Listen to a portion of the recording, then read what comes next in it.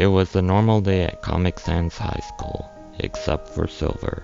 Today would be the day he confessed his love to somebody he had a crush on since kindergarten, Timothy, who had a male name despite obviously being female. Silver had planned out how everything would go a week in advance.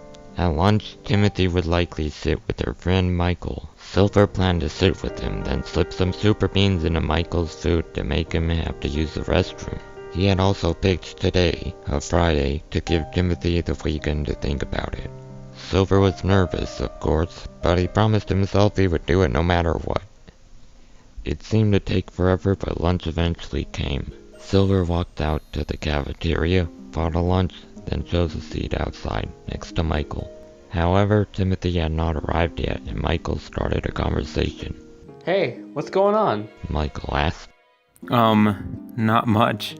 Silver responded nervously, still thinking about his plan to confession. You haven't eaten anything yet. Your canteen isn't even open. Michael noted. Oh yeah, I haven't. Silver said before he started to eat. It was obvious that no chance would arise for him to lace Michael's food if Timothy would not arrive soon. Luckily, as if on cue, Timothy passed by and said, I was using the restroom. I'll be with you soon. Silver and Michael watched, entranced by her flowing hair as she walked away. Silver realized that this was a perfect opportunity and slipped a couple super beans into Michael's spinach just a second before he returned to the conversation. Did you take part of my lunch? Michael asked. What? No, I have my own food. Silver replied with a nervous laugh. Michael gave him a suspicious look, but continued to eat. Timothy returned shortly with her lunch, and Michael started to talk with her. Timothy asked Silver about the topic multiple times, giving him a couple chances to enter the conversation. This only reminded him of her genuine kindness, making him even more nervous. The super beans finally seemed to take effect, and Michael left to use the restroom, saying he did not want to hold it in anymore.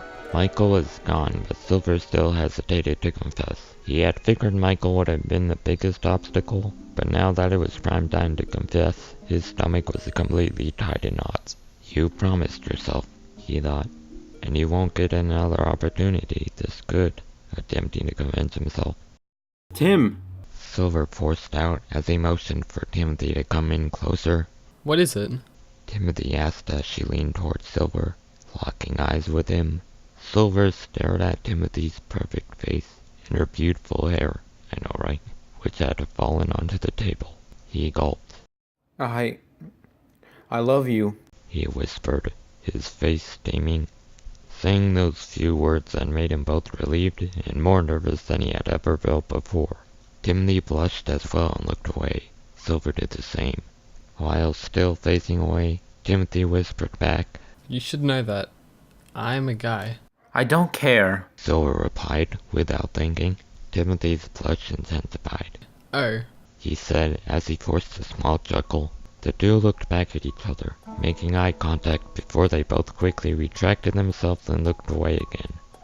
They did not say a word to each other until Michael returned and continued the conversation he had been having with Timothy, who had become quieter and seemingly more shy. Silver was afraid of what this might have meant, but tried not to think about it much. While he did not care about Timothy's gender, as it was his personality which was most attractive, he wished he had thought about a better reply to Timothy's confession more. The bell suddenly rang, catching Silver off guard. He, Timothy, and Michael all said goodbye to each other before heading their separate ways to their next classes. Silver waited for Timothy to turn back and explain his feelings, but he did not. Silver solemnly continued to his class. The dark possibilities of where his relationship with Timothy could fall racing his mind. Silver! Somebody from behind him called. He swung himself around to find Timothy. Timothy was holding open a door and motioned for Silver to go inside. Silver looked around himself to see if anyone was nearby and felt his cheeks get warmer. He pointed towards himself and asked, Me? Timothy nodded and motioned towards the door once again. Silver reluctantly walked through the doorway before he was able to examine the small room, and the door was closed and the room was nearly pitch black.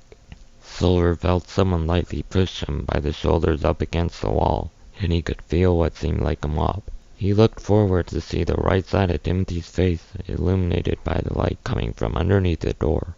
After some thinking, Timothy said. I think that I love you too. Silver felt his face burning as he let out a series of inaudible stutters, trying to say anything he could. Close your eyes. Timothy whispered. Silver nervously obeyed, not knowing what else he could do. He felt Timothy's silky smooth hands gently clasp his face. He could smell Timothy's beyond godly aroma getting stronger. He could sense Timothy's face getting closer and begin to sweat with anticipation. Finally, something touched Silver's lips. He opened his eyes to find that he was kissing Michael's fist. Michael stepped in front of Timothy, who was sleeping against the opposite wall a meter away. Timmy's mine. He said with bloodlust in his eyes. He had put one hand around Silver's neck and used the other to open the door by knocking it off its hinges. You're gonna get out of this closet without a word right this second and never talk to my Timmy again or else my hair will tighten. Capiche? But Silver stammered. Tim's a guy. I know that. Michael replied. What the f- Was all Silver managed to say before Michael's grip on his neck tightened with extreme force, causing him to fall unconscious. The end.